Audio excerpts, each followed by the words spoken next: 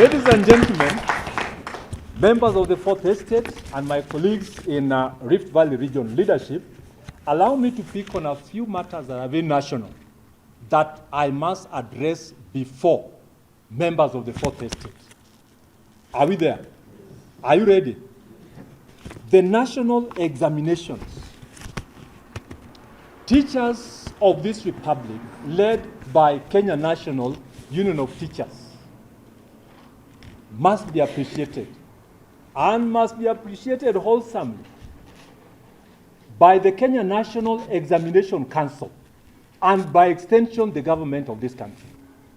The work teachers have done from the month of January to the time that these learners have been prepared for national exams is not a walk in the park.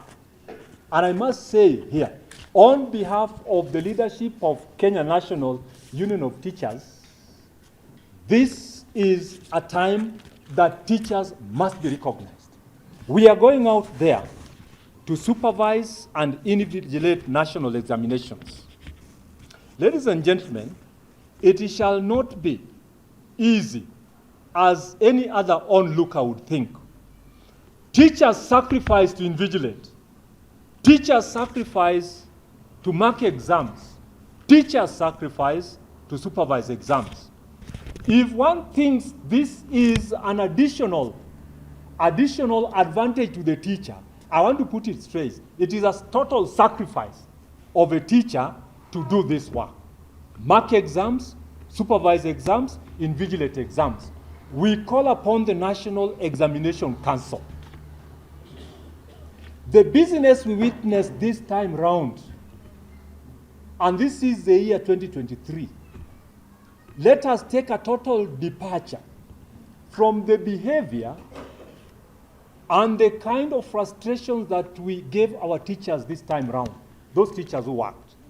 We want to demand here, the Kenya National Examination Council is a fully fledged entity that operates within an approved budget. Can they first of all consider paying our teachers the moment these teachers conclude exams? We shall not sit back again. And you know I don't want to lead teachers to the streets, because you know too well that we are also evolving as a union. But when push gets to shove, Kenya National Examination Council shall realize that we are not a pushover as a union. We must advocate for the well-being of our teachers and welfare of our teachers after exams. I'm happy. The stipend, I don't want to call it allowance. What is given to the invigilator supervisor is not an allowance. It is a honoraria. It is a stipend. I'm happy it was augmented a little bit to show some concern and consideration. Can it be paid in good time? Can it be honored? Can these teachers be respected? Ladies and gentlemen, I also want to appreciate the Ministry of Education for amending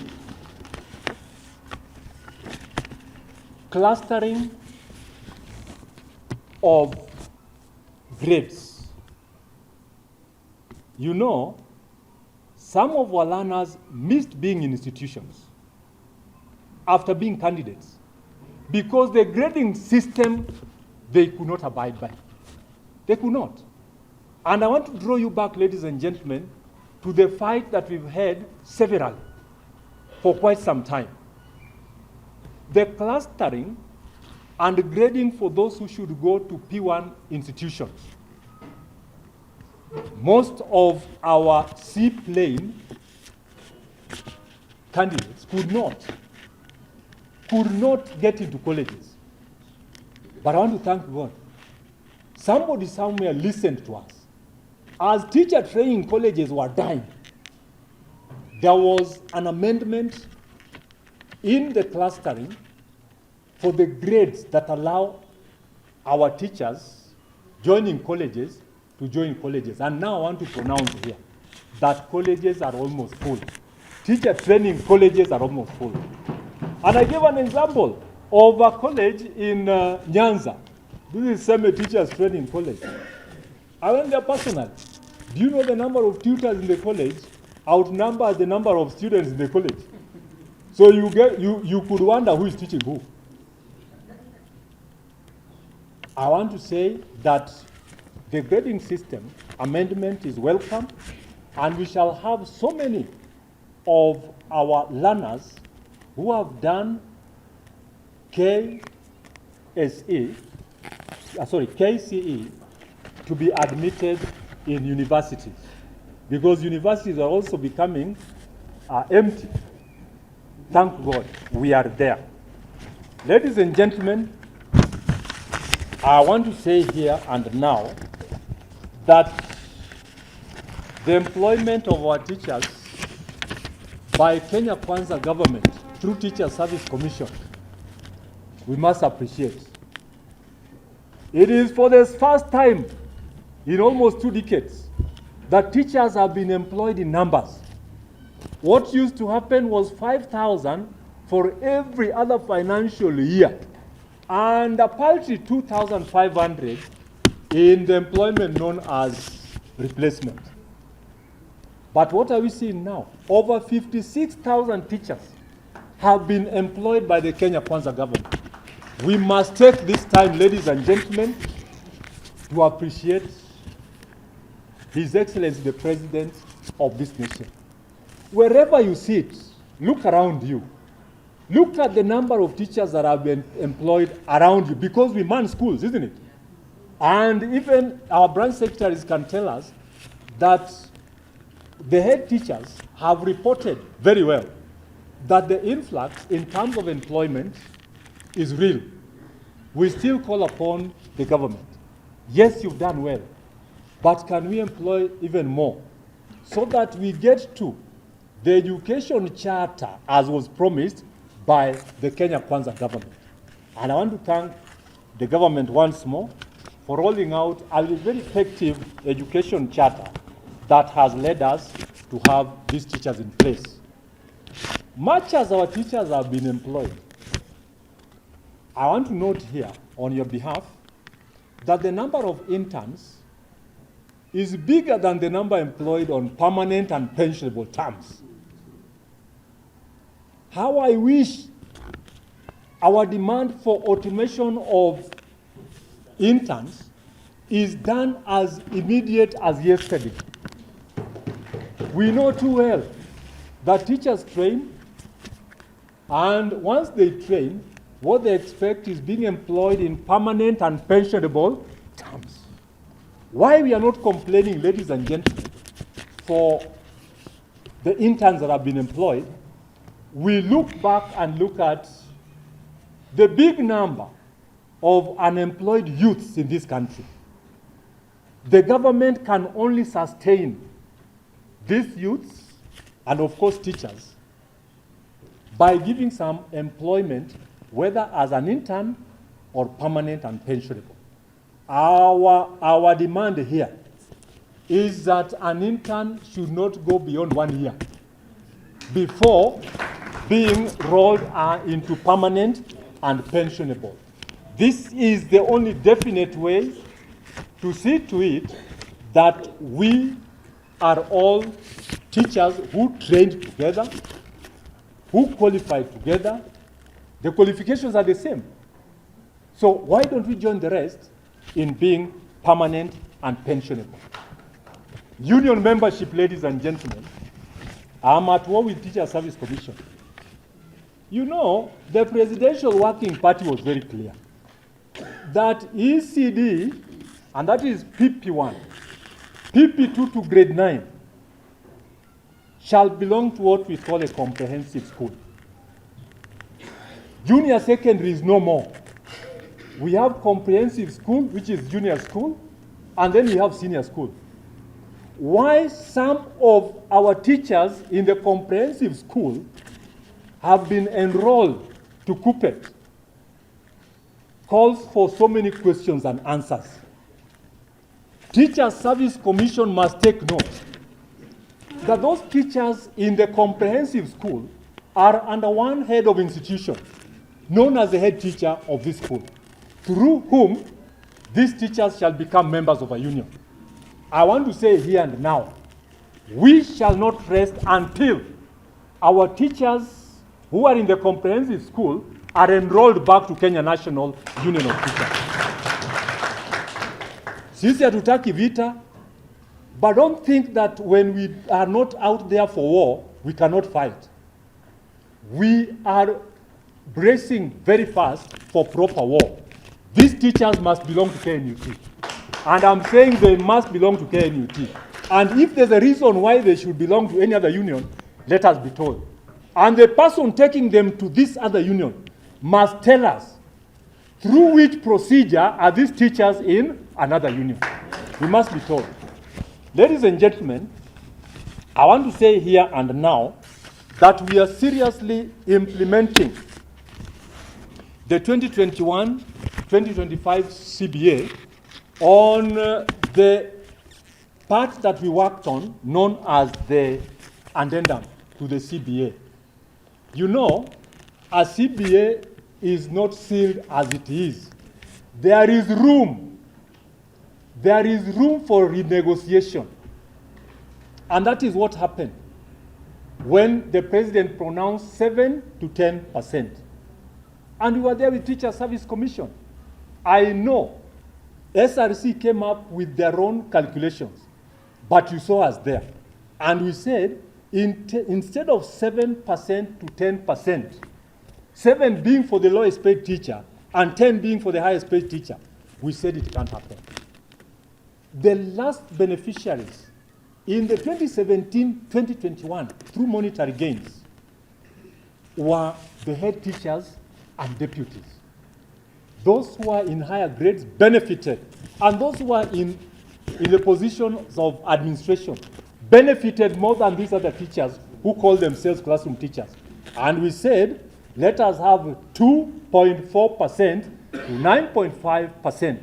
9.5% to go to the teachers who earn B1, C1, sorry, B5, C1, C2, C3, so that C4, C5 to maybe D5 should get the 2.4 onwards. I think that was very realistic. I want to tell you as Rift Valley, all is not lost. The review clause of the CBA still allows us to talk much about the CBA. And I want to tell you here now, yes, our demand was at 60%. What we received was 10%. Let me pronounce here that we are calculating to work on a negotiation of the remaining 50%. And that is where we should be. You know, in negotiations, nobody should fault you. It is the employer, okay, and the leaders representing those who are employed. We shall not stop, and I want to say here, we shall stop at nothing apart from continued negotiations on the same. Ladies and gentlemen, that is not enough. You know, what we came up as 2.4 to 9.5 was basically on the monetary basis. But a few other areas that we talked about and shall be addressed by a special team also contained the recognition agreement. And there has been a lot of confusion about the recognition agreement. Some of us are saying, now by 2026 we shall only have 47 branches. It is a big no. Nobody shall reduce any single branch, and the branches shall remain 110. We know the law very well. The law is very clear. Wanjala, if you want to get rid of a branch so that it is no more, it is an annual general meeting to declare that you don't want that branch, but not somebody sitting anywhere to say that this branch is no more. Kenya is guided by law, and Kenya National Union of Teachers is led by law-abiding citizens. We shall follow the law, and what is accepted in law is what we shall actually stand by. The effects of the recognition agreement, I've told you. Apart from that, we also have our teachers who are promoted And these teachers act endlessly. Endlessly. The worst labor practice is to cause a worker to continue working in acting capacity until the end of the world. We are saying those who have acted must be considered first in terms of promotions. And if you don't qualify for the position that you are acting on, tafadhali toka. Because somebody will be misusing you. You don't have the requisite grade. For example, I see one acting like a head teacher, as a head teacher. Now, if you go I'll be a head teacher next time. They'll not even invite you for the interview. And you'll come to us. We are advising because we must also advise. Ours is advocacy and advisory. If you are not in the grade that should be considered for promotion, tafadhali, be very clear on what you want and what you expect. Let yourself not be misused as you proceed to an embarrassment. Ladies and gentlemen, National Chairman, it is also important to note here, although I had touched on this earlier, that we must uphold discipline in this union. Do you agree with me? Yes. Discipline is paramount. You are elected simply because you are first to be counted in line with discipline. Let us contain our people because ourselves, we are disciplined. Let our teachers not meddle up with the young ones. So mnajua kile mnasema? I want to tell you, we are out there to see to it that a teacher who is interdicted, Teacher Service Commission must have proper reasons for the interdiction. If it is an issue of CK, we leave it to them. Because that is a proper reason for what? For interdiction. But matters, drinking and what have you, we have wellness centers. You don't know why a teacher is over drinking. I want to tell you. When you go to some of our families, you will justify the fact as to why a teacher is over drinking. I want to beseech you as leaders. Please go outside there. Can you help our teachers so that we become people who can be emulated in public? People who shall be proudly talked about. A teacher is a shining example in the community. Then two, in line with discipline, we are engaging Teacher Service Commission so that we can bring back what we refer to as a consultative subcommittee in Teacher Service Commission to address matters of discipline where one is actually dismissed. It is true that you are interdicted and that can result into dismissal. When you are dismissed, you have 90 days to appeal. The moment you appeal, you will be asked to come over so that your appeal is listened to. We are against the fact that Teacher Service Commission that interdicted you, the same team that listened to you after interdiction and dismissed you, is the very same team that will listen to you, hear you, when your appeal is on the table. Will anything different happen? No, it will be one and the same thing. So we are pushing Teacher Service Commission so that we must come back with the Teachers Appeals Tribunal, something similar to that, and it was later renamed the Teacher Service Commission Subcommittee, special subcommittee that brought in KNUT and the commissioners so that we listen to the appeals of teachers and have our teachers represented. Ladies and gentlemen, in line with the same, we are busy trying to turn around through Parliament Chapter 189 of the Pensions Act. Do you know if you are dismissed as a teacher completely and you go home, you don't even earn a single cent from Teacher Service Commission? Our argument is, and listen to me, you will help me advocate for the same. You know, your benefits has nothing to do with your behavior. Benefit has nothing to do with behavior. You walk naked, you will be paid your benefits once you are dismissed. We are saying Teacher Service Commission must pay our teachers who are dismissed even at the age of 59 years and 10 months. Because what is happening nowadays, and this is what is in the Act, that you don't stand to benefit anything when you're dismissed from a profession. I think this is very unfair. Very unfair. And I want to repeat here, benefits of a worker cannot be tied to the behavior of that worker. You work. If you have worked for 10 years, get the benefits. If you have worked for 30 years, get the benefits. Regardless of the fact that maybe you misbehaved, which I don't know in which nature. But get your benefits. Finally, ladies and gentlemen, on the same line of discipline, let us make sure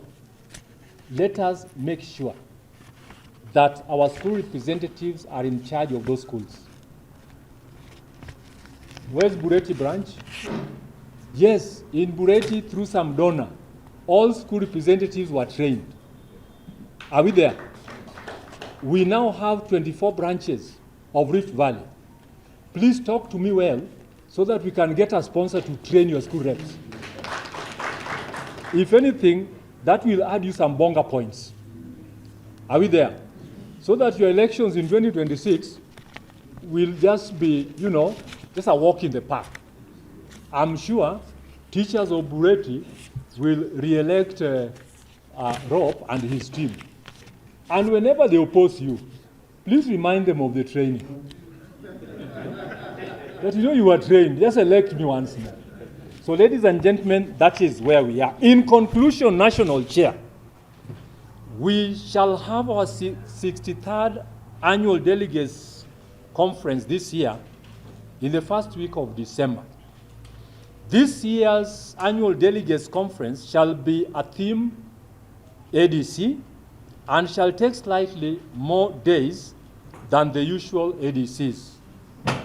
We call upon you to work together to ensure there is unity in our regions, and this ADC, which is likely to host high-powered internationals, because we have invited internationals to come.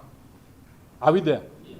So that they see Kenya national teachers alive again.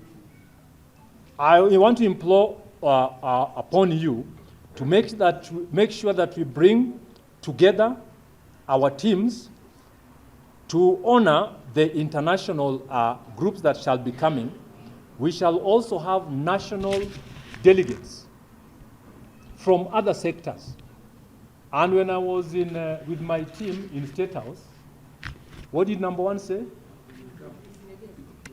The president hinted that he was going to come to our next ADC. Are we there? So, God willing, and with the proper chance there be, we shall receive the president to be with us. I know he has a lot of confidence in teachers in this republic. And we must also display to him that teachers in this country are workers. Kenya National Union of Teachers represents these workers. The union cannot step aside and oppose a government. We can only talk to a government, I want to tell you, because we are not a separate political party. Whenever elections are done, we must work, and this is what happened to the regimes in the past. Ambrose Adonga Dea and the like decided to work with the government of the day for the benefit of teachers in this republic. And I want to state here and now that Kenya National Union of Teachers has taken cue, and we shall always make our demands to the government because we know we are working with the government of the day. And I'm sure the government will always listen to us. Ladies and gentlemen, I want to take this opportunity and request all of us to display excellence in organization and execution as branches of Rift Valley. Let Rift Valley lead and others follow. Are we there? If you don't want to take the lead, I'll tell the other regions to lead so that Rift Valley and the rest can follow. But because I'm speaking to you, and I know your might, I know your strength, your will and commitment, I want Rift Valley to lead and the rest shall follow because of your numbers.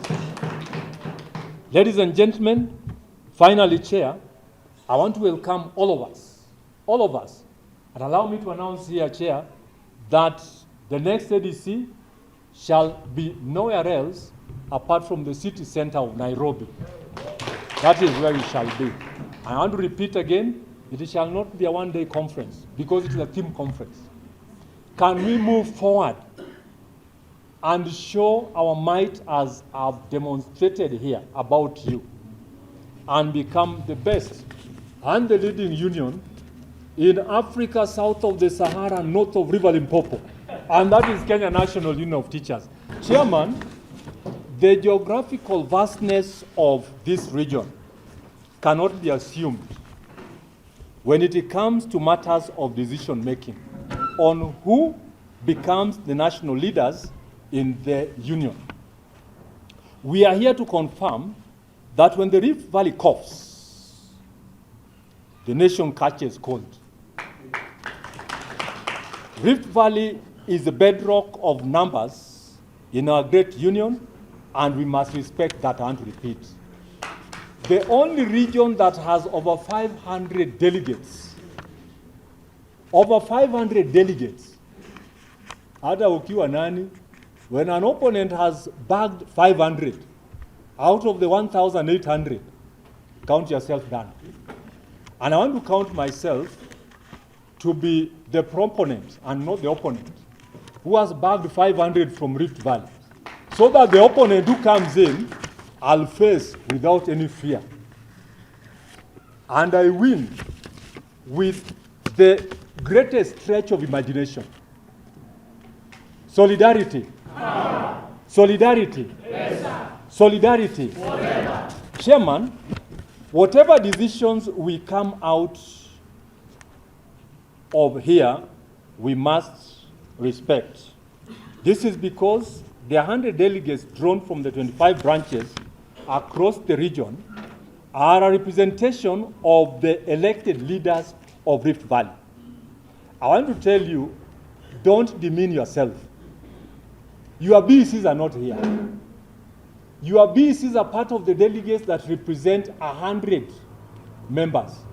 And you are representing your BECs here as the top 4. With due respect and honor, allow me to salute you. Ladies and gentlemen, if we indeed respect the unity that the late Brother Mutai brought in this region, then we must respect his legacy. One of the people who served for a very short stint, because we were elected for 5 years, Mutai went barely before 3 years. And he left a legacy. The legacy is that of unity. Can we emulate Mutai and let us talk to his spirit wherever he is? We shall remain united as Rift Valley and to honor his legacy. Solidarity. Wow. Solidarity. Yes. Chairman, ladies and gentlemen, elections are emotive and very divisive. We must be keen on being strong enough not to fall victims of the divisiveness. If you are weak, you shall be a victim of the causes for elections. I want you and beseech you to remain strong. Can you forget the short past and let us move forward?